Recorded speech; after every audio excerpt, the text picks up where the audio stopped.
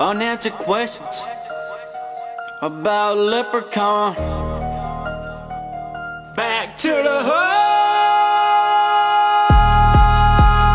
This right here might be the last in the series. Wait. Did you really think I was gonna give you a fire-ass rap song as the intro to this video?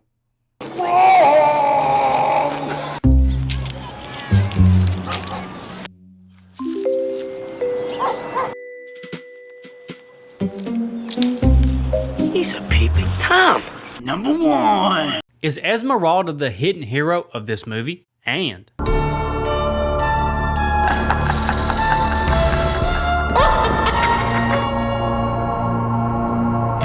Number 2. Does she open up a brand new door to this supernatural lore and creatures? And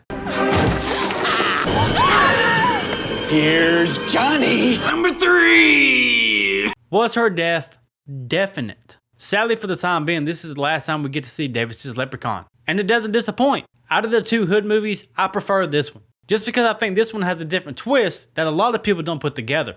Despite her small screen time, Esmeralda is such an interesting character. Buckle up for this one. Keep up, because her role in this film is completely overlooked. Not only does she give us the intro scene explaining the Leprechaun's origins, no, not that piece of shit, this origin, but she's a key player in the grand scheme of this film's entire universe. Let's break her story down and explain why this character has such importance. There's more to her than her first scene, second scene, and her death scene. She was the key to victory in the end. After giving us the origin story, we're introduced to her when Emily and Lisa pay her a visit after feeling down on their luck. They go for a psychic reading, and it is revealed that Emily will inherit wealth, but only at the dreadful price of the leprechaun coming after them. And of course she leaves out the leprechaun part, but she does warn them of the risk they take if they decide to keep their riches. She then has premonitions of some of the major plot points in the film, such as Father Jacob's death, the leprechaun being dragged to hell, Lisa's death, the battle at the salon,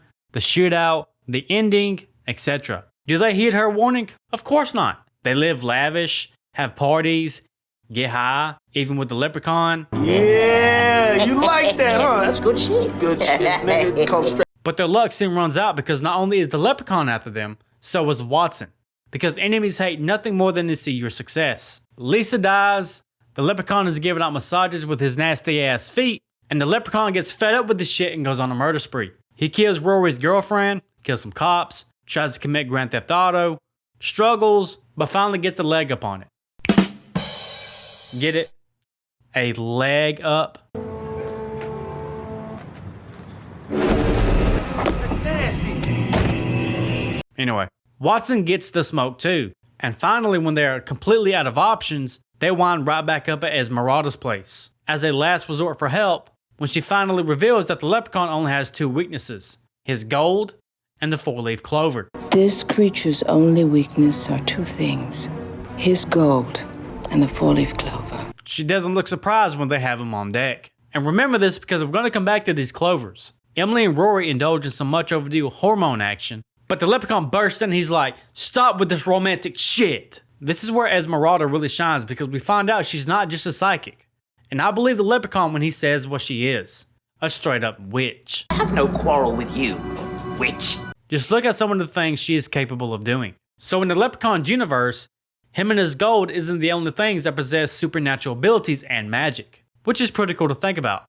But I've already discussed that in my last few videos, so I'm not going to do that again. Now it's time to reveal Esmeralda's work behind the scenes. She's essentially present in a way throughout the entire movie. We just never see her. Let me explain. Let's go back to the first time we see Esmeralda when Emily and Lisa give her a visit. She sees the entire film play out, even the events after her supposed death, which means she could foresee events after her death, which is why I partially believe that her death wasn't definite. I'll explain why more in a minute.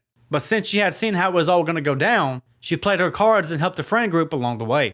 An example of this is this very out of place scene, where Emily is looking in the mirror and then has a hallucination? A vision? About meeting Esmeralda again, but in reality, this event never happened. Emily never wore these clothes at any part of the film, and she never took the gold to the psychic.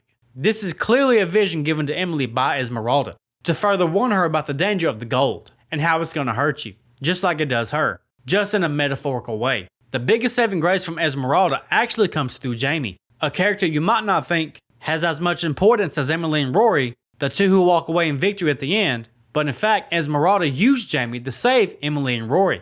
Without these efforts, they would have never made it out. Now let's go back to the four-leaf clovers. Quickly revisiting the first time Emily and Lisa meet the psychic again, remember she did have a premonition about everything that was about to unfold. The next thing we see in the film is Jamie smoking some Twin Wow. and finding a four-leaf clover in the stash. Warwick got some fucked up aquaculture going on up in this motherfucker. This is because Esmeralda had put them there. The following scene is Jamie confronting Rory about it, and the clovers magically disappear from his pocket. There ain't no clovers in my butt, alright? So chill with that shit. And that's why I brought these bitches, you know what I'm saying? They right here. Man, I must protect the motherfuckers at the crib. Next time, make sure you bring them with your sorry ass, cause no proof, no motherfucking refund, alright? So when the clovers magically reappear in the stash towards the end of the film, Esmeralda looks all too pleased, like she knew it was gonna happen. These clovers were the key to put the leprechaun down for good, because Rory had put the clovers into his hollow point rounds. So Esmeralda is the hidden savior of the day in this film. Not only did she give us the lore that we needed to understand this universe, she gave us some pretty interesting scenes, and she gave the entire friend group what they needed to survive, without having to put herself in the picture until it came down to it. And she sacrificed herself so they could live. Although the end scene hints towards both the leprechaun and Esmeralda still being alive, since she is the one closing the book, ending the story. So what do you think? Was she a real one? Did she stand on business? Did she pull through for the team? Was she actually defeated? There's so many questions revolving around Esmeralda. Again, take in mind, she's a full-blown witch with some serious voodoo magic power, not just a psychic. Ladies and gentlemen, the choice is yours. What's up, ninjas? Number 4. What's with Father Jacob's secret lair? And They see me rolling, they hating. was he a con man? Or did he take one for the team and choose the lesser evil? Where did the money go? Father Jacob is one of the elements in this film that poses more questions than we have answers. For instance, why does he have the leprechaun's gold? That isn't very priest-like. Why is he drinking on the job? That isn't very well, yeah, I'll give you that one. That's pretty common. Jokes aside, there seems to be some kind of scandal going on with a developing youth center. Let me explain. We learned from Emily and Lisa that all the project money going towards the youth center just vanished, and the project died when Father Jacob did. Anyone ever figure out what happened to the money? It vanished. I guess the project died with Father Jacob. You'd probably call me a little loco, Holmes, if I told you I think Father Jacob is responsible for this. But here's why I do. One thing for sure is that Father Jacob didn't just stumble upon the gold. This man went to great lengths. It goes a lot deeper than that. Literally. Father Jacob has an entire underground survival hideout filled with supplies. What's odd about this is that this is directly under the place where they were supposed to build the youth center. Coincidence? I think not. Also, when Father Jacob hid the leprechaun's gold, he hid it in an underground tunnel that was attached to his secret underground hideout. If we look closely to the entrance of this tunnel, it's heavily marked with spiritual warding to keep unholy things out. So by no means was this happenstance. Father Jacob knew exactly what he was doing. He wasn't some priest who accidentally just stumbled upon this chest of gold and decided to lock it away. This man had an entire underground compound built beneath the future site of the youth center. Food, supplies, religious artifacts, hidden tunnels, secret chambers, and most importantly, a secure location that was religiously warded to hide the leprechaun's gold. That means Father Jacob was preparing this long before the events of this film. Now let's circle around and back to the missing money. Emily and Lisa tell us that the funding for the youth center disappeared and that the project died with Father Jacob. That's pretty convenient coincidence that when the same guy who's in charge of this project just so happens to have a huge underground hideout directly beneath the property. So where'd the money go? Well, there's only two possibilities. Number 1. Either Father Jacob was a con man and he was going to siphon this money away to use it selfishly. Or, number 2. The community didn't quite have the funds to fund this project, but he took the risk anyway. Was Father Jacob a hero or a villain in this movie? Perhaps neither. I don't know. I can see it 3 ways. Let me know down below in the comments. Seriously though, does this look like the most trustworthy priest in the world? I think freaking not. Number 6. Rapid fire round. I'm gonna let this scene speak for itself. Hello? What you look like? What do I look like? Uh-huh. Got red hair and a nice smile. Yeah, and I'm a pretty sharp dresser. You work out? You got got a good body? I think I got a good body. How tall am I? About 3'6". 3'6". Yeah, but I make up for it in other areas, if you know what I mean. Oh shit! Oh shit! Hello? Hello? No. I'm not sure why, but they really love using recycled scenes and mirrored scenes in this film. Punk ass motherfucker. What, nigga? Man, I haven't seen this guy since he got bitch slapped by Debo. I don't think that shit gonna work. Man, just do it. Capri Suns? Nope. Hammer turkey? Nope. Butter? Hell nah. He does like pickles though. Stolen from me. Hold up.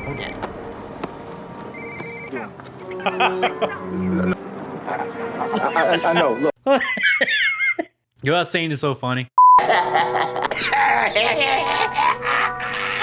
This movie made me discover one of the hardest street anthems of the early 2000s. Stay Up is a banger. Now this is a badass shot. I guess we're just gonna ignore this PlayStation 2 cutscene they just threw into the movie. Chances are you've probably seen this cover, but fun fact, this is not the correct name of this movie.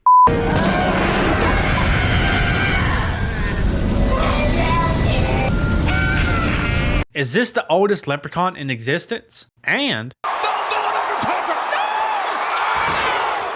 number 8. According to the new lore, is this the only leprechaun in existence? This franchise is a weird exception when it comes to lore, because it drops an abundance of breadcrumbs of lore, but it also has no clear concrete direction of lore. You know what I mean? But this film sticks a fork in it when it comes to continuity. So according to the lore given by Esmeralda, this particular leprechaun is a one-off creature in this mortal realm. This particular leprechaun is ancient, long before the days of the Dark Ages, protecting the king and his gold. Interesting fact, she also states that this leprechaun predates Christianity. What about a crucifix? This creature predates Christianity. So Jamie's question about the crucifix was pretty validated. This makes sense why in the beginning, where Father Jacob doused the leprechaun in holy water, it wasn't the holy that made him vulnerable. Of course, it was the 4-leaf clovers in it. Damn clovers. With that being said, Father Jacob's plan to ward off the leprechaun through means of religiously marking the entrance to this tunnel that hid the gold would have never worked. Sorry, Jacob. And at the end of the film, the leprechaun states that this bullshit's been going on for over 2,000 years. For 2,000 years, you filthy mortals have tried to steal my riches. But if he predates Christianity, he has to be just a little bit older than 2,000 years old. So it makes me wonder which leprechaun is older. This one or the one from Leprechaun 2? Because the leprechaun's ages per film goes as follows. Leprechaun 1, 600 years old. Leprechaun 2, 2,000 years old. But in this film, he would be 2009. Leprechaun 3, unknown. Leprechaun 4, age unknown. But that film takes place in 2096, so we would have to add 100 years to that, but we're not in the future, so it doesn't make a fuck. Leprechaun 5, in the hood, age unknown. Leprechaun 6, over 2,000 years old, before Christ and Christianity. But none of the ages matter in this film, because the lore states that this film is in a separate universe, and that this is the only leprechaun in the human realm. And the rest of the leprechauns in the Dark Ages went back home to wherever they came from. But that's not to take away that in this universe, there still exist leprechauns, God, Satan, witches, and who knows what else. There's a lot more supernatural activity in this film than just a leprechaun. I mean, if you think about it, everything we just listed, they just opened up a huge door to what they could have did in this film. Also, a new attribute of the leprechaun is that he can send souls to hell. Literally. You're going to hell with all the others who stole from me! Uh-oh. But don't worry, we're talking about that next. Downtown, walking fast. Are these the leprechaun's soul fragments? And is this particular leprechaun a soul collector? This is where the movie gets weird, but in a way that I like. Because when Rory finally starts unloading these hollow tip bullets packed with 4-leaf clovers into the leprechaun, these little glowing fragments burst out of him. We've never seen this before, and we never see this again. So what exactly are these things? Are they pieces of the leprechaun's soul? His magic? Are they pieces of other people's souls that he's collected? Or is this just his supernatural power physically being blown out of his body? Because remember, in this movie doesn't treat the leprechaun like he's just some little monster running around making gold jokes, and killing people with goofy one-liners. This movie goes way beyond that. Remember, in this universe, we have God, we have Satan, we got leprechauns, we got witches, we have hell, we have leprechauns from another realm. Speaking of hell, once again, the leprechaun states that he has the power to send somebody's soul to hell. You're going to hell with all the others who stole from me! So that raises a much darker question. If the leprechaun can send souls to hell, does that mean that he has some kind of spiritual authority? Is he just dragging souls down there? Is he collecting them? If you think this film is bonkers, this just blows the what the fuck can wide open. We can see these little fragments multiple times in the last act of the film. We see this movie openly dealing with hell as a real place. Just don't send me back to them. The leprechaun is constantly being called the spawn of Satan.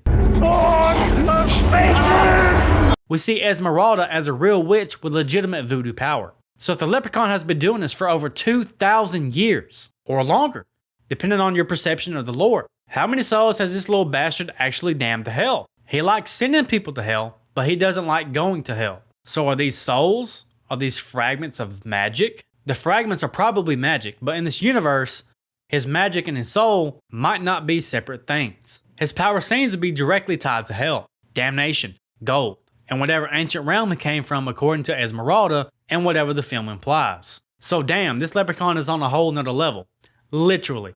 Down here. Get it? Different level? Hell? No? Okay, anyway. Only this franchise can give us a scene where a guy shoots a rhyming Irish demon with weed clover bullets and somehow makes me ask if I just witnessed spiritual warfare. This might be one of the most wildest ways the leprechaun's ever been killed. Because when you considered every layer that we just talked about, the spiritual realm, hell, damnation, witches, God, Satan, there's so much to unpack. So don't sleep on this film. This is not your typical run-of-the-mill leprechaun movie. According to this lore, this universe is fucking bonkers. It's leaps and bounds more complicated than any leprechaun movie that has came before this. Hell, even after this. So let me know what you think about all this. I know it's a lot, but I would love to hear your thoughts. Comment down below. That's going to wrap this video up, guys. Thank you so much for taking part of your day to kick it with me. You know, I appreciate it. With that being said, if you have any theory about any movie whatsoever, drop it down in the Discord. The Discord is free, just a hangout spot. I also have YouTube membership where you get early access to all my videos. And members only videos. So until next time, I'll see you in the next one. I love you all. Adios.